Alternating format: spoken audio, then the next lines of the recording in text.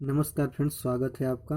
आज की वीडियो में हम बात करने वाले हैं जो कि कक्षा 9 का फिजिक्स पोर्शन देखेंगे। भौतिक विज्ञान जो गति है, मोशन, पार्ट 8 आज इसको हम कवर करेंगे। जो इसके नोट्स हैं, इसको नोट्स को देखेंगे। आज आपको मैं इसको बताने की कोशिश करूंगा।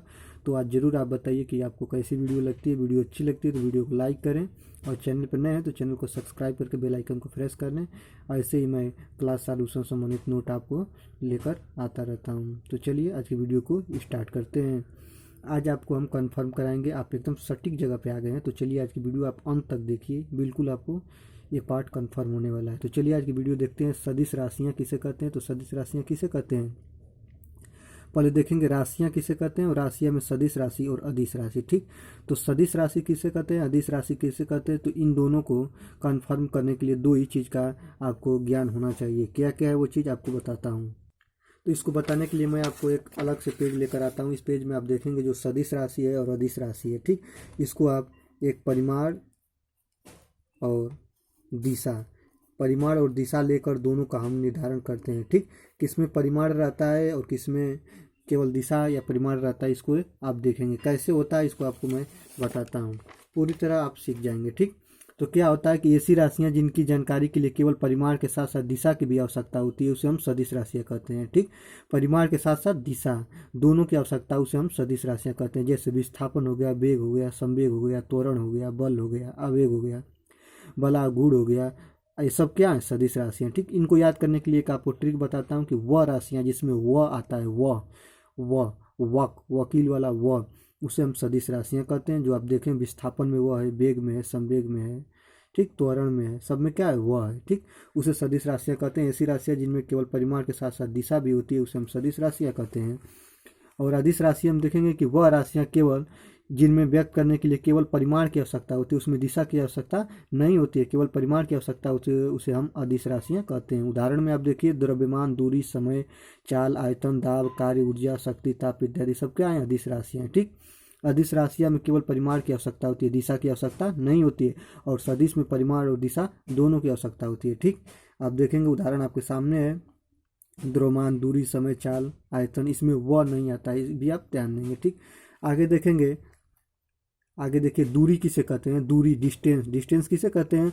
तो किसी भी स्थान पर वस्तु द्वारा चली गई रास्ते की कुल लंबाई को वस्तु की दूरी कहते हैं। ठीक ना, कोई भी रास्ता है, कोई भी रास्ता यहाँ से यहाँ तक है, और किसी भी गतिमान यंत्र द्वारा, गतिमान वाहन द्वारा चली गई इस लंबाई को क्या कहते हैं? दूरी कहते हैं। ठीक, ए और बी अगर ये दूरी है, और इसी को जो कोई भी वाहन चल रहा है, तो इसी को क्या कहेंगे? इसी लंबाई को दूरी कहेंगे। ठीक, और विस्थापन, आगे आप देखेंगे विस्थापन क्या होता है। विस्थापन में आप देखिए, किसी गतिमान वस्तु की प्रारंभिक दूरी तथा अंतिम स्थितियों के बीच की दूरी को विस्थापन कहते हैं। ठीक ना, तो दूरी क्या होता है, विस्थापन क्या होता है, आप ध्यान देंगे। तो जो दूरी होती है किसी भी लंबाई को दूरी कहते हैं। कोई भी वाहन है, किसी लंबाई को चल रहा है, तो वह उसकी दूरी हो गई। लेकिन विस्थापन क्या होता है? विस्थापन अगर यहाँ से अब चले और यहाँ से घुरियाते हुए यहाँ आ गए, अगर यहाँ पे चल रहे हैं और यहाँ से घूमते हुए यहाँ आ गए, तो विस्थापन आपका यहाँ से यहीं माना जाएगा।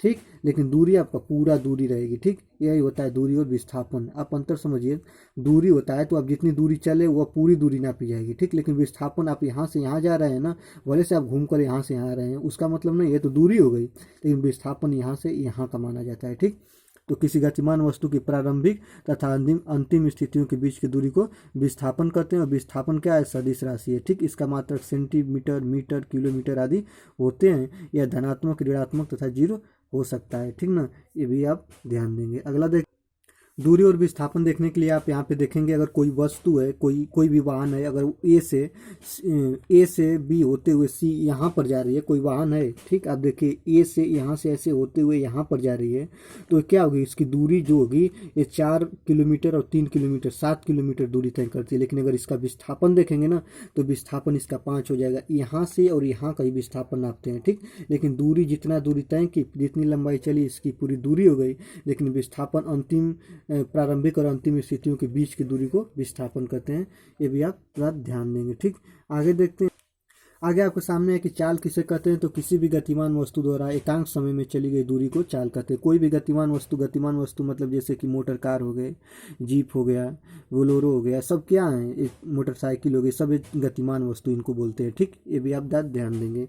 तो किसी भी गतिमान वस्तु द्वारा एकांक समय में चली गई दूरी को उसकी चाल कहते हैं। यह क्या है, चाल एक अदिश राशि है, इसका मात्रक जो होता है आपका चाल बराबर दूरी बटा के समय होता है। ठीक है, ये भी आप बात ध्यान देंगे। इसका फार्मूला जो चाल का होता है, किसी गतिमान वस्तु द्वारा एकांक समय में चली गई दूरी को चाल कहते हैं। ठीक, चाल यह एक अदिश राशि है। ठीक, चाल किस में नापी जाती है, तो मीटर पर सेकंड में मापी जाती है। ये भी आप ध्यान देंगे, मीटर प्रति सेकंड में चाल को मापते हैं, ये भी बात आप ध्यान देंगे। ठीक, और किलोमीटर पर घंटा में या मीटर पर सेकंड में ठीक चाल को नापते हैं। ठीक, चाल बराबर दूरी बटा के समय होता है, ये भी बात आप ध्यान देंगे। ठीक, आगे देखते हैं।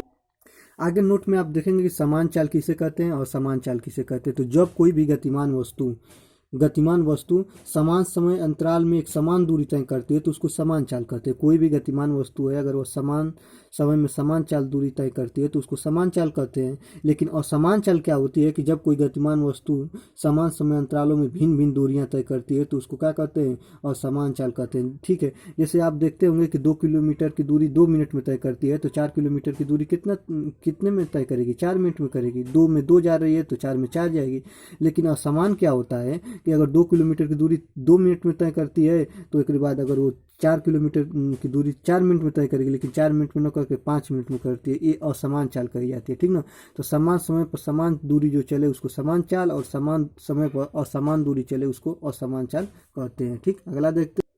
अगला आपके सामने है कि वेग किसे कहते हैं। तो किसी भी गतिमान वस्तु द्वारा एकांक समय में हुए विस्थापन को वेग कहते हैं। जो एकांक समय में अगर किसी भी वस्तु का विस्थापन जितना हो रहा है उसी को क्या कहते हैं, उसको हम वेग कहते हैं। ठीक, इस वेग को किससे प्रदर्शित किया जाता है, वेलोसिटी वेग को भी से प्रदर्शित किया जाता है। ये भी ध्यान देंगे। यह वेग जो है यह एक सदिश राशि है और इसका जो मात्रक होता है मीटर प्रति सेकेंड होता है। तो किसी भी गतिमान वस्तु द्वारा एकांक समय में हुए विस्थापन को वस्तु का वेग कहते हैं। वेग को भी से प्रदर्शित करते हैं। वेग का मात्रक मीटर प्रति सेकेंड होता है। वेग बराबर विस्थापन बटा के समय होता है, इसका सूत्र फार्मूला है, वेग बराबर विस्थापन बटा के समय। ये भी आप बात ध्यान देंगे। ठीक, आगे देखते हैं सापेक्ष तथा निरपेक्ष वेग क्या होता है। सापेक्ष वेग और निरपेक्ष वेग में क्या अंतर होता है। तो सापेक्ष वेग, यदि दो वस्तुएं एक ही साथ भिन्न भिन्न वेग से गतिमान है तो एक वेग के सापेक्ष दूसरी वस्तु के वेग के सापेक्ष वेग कहते हैं। ठीक ना, अगर कोई वस्तु है, किसी भी वस्तु का किसी भी एक वस्तु का दूसरे वस्तु से जब तुलना करते हैं तो उसको सापेक्ष वेग कहते हैं। लेकिन जब वहाँ पे तुलना नहीं होती है तो उसको निरपेक्ष वेग कहते हैं। ये भी आप बात ध्यान देंगे। ठीक, आगे देखेंगे चाल और वेग में ये अंतर है। आपके सामने दे दिया, चाल है एक वेग है। ठीक, चाल और वेग में अंतर क्या होता है। तो चाल किसे कहते हैं, तो किसी वस्तु द्वारा एकांक समय अंतराल में चली गई दूरी को वस्तु की चाल कहते हैं। ठीक, और वेग किसे कहते हैं, तो किसी भी वस्तु द्वारा एकांक समय में हुए विस्थापन को वेग कहते हैं। ठीक, चली गई दूरी को चाल कहते हैं, लेकिन विस्थापन एकांक समय में हुए विस्थापन को वेग कहते हैं। ठीक, यह एक अदिश राशि है चाल, लेकिन यह क्या है, एक सदिश राशि है। ठीक ना, ये भी बात आप ध्यान देंगे। आगे देखेंगे त्वरण।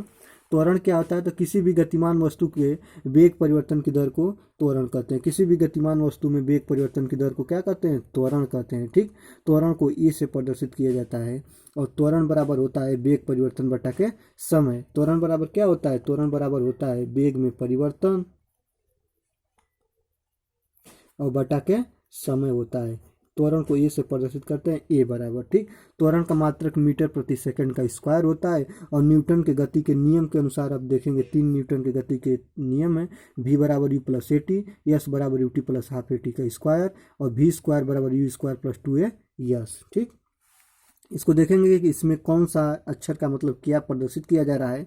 तो u बराबर प्रारंभिक वेग हो गया, v बराबर अंतिम वेग, t बराबर समय, a बराबर त्वरण, s बराबर विस्थापन। ठीक, a बराबर त्वरण, s बराबर विस्थापन, t बराबर समय, v बराबर अंतिम वेग, u बराबर प्रारंभिक वेग। ये भी बात आप ध्यान देंगे। कभी आप देखते होंगे कि प्रारंभिक वेग u और v में कन्फ्यूजन हो जाता है, तो आप देखेंगे अल्फाबेट में जो आगे आता है वो प्रारंभिक वेग, अल्फाबेट में जो पीछे आता है वो अंतिम वेग। अल्फाबेट में u आगे आता है तो u का मतलब प्रारंभिक वेग और v का मतलब अंतिम वेग। ये भी बात आप ध्यान देंगे। त्वरण का नीचे सूत्र दिया है कि त्वरण बराबर क्या होता है, तो त्वरण बराबर वेग परिवर्तन बटा के समय होता है। ठीक, त्वरण को ए से प्रदर्शित करते हैं, वेग परिवर्तन, वेग मतलब प्रारंभिक वेग माइनस अंतिम वेग माइनस प्रारंभिक वेग, तो u minus v minus you बराबर ए टी, तो v बराबर यू प्लस ए टी। इसको इधर लेकर जाएंगे तो हो जाएगा आपका v बराबर यू प्लस ए।